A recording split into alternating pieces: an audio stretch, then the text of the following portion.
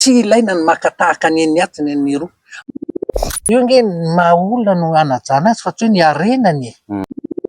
Tokony hitovy ve ny vola arotsaka anampiana ny ray aman-dreny raha miditra hopitaly, raha ny sasany kely no ampidirina, ny sasany betsaka no ampidirina.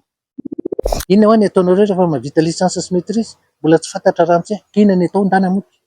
Aza mandany fotoana, aza mandany andro aty, mandany vola. Fa ny dada sy neny tsy mahasolo safidy sy ny talenta napetraka Andriamanitra noho izazy io. Raha tiany ho tafiditra izy tokony atao amin'ny zanaka zany mba hananana zanaka amin'ny ray ina rehefa ny orina. hiditra ho zany any ianao dia tsy maintsy fantatrao izay zavatra na tsy ho ataonao ary fa ajainao.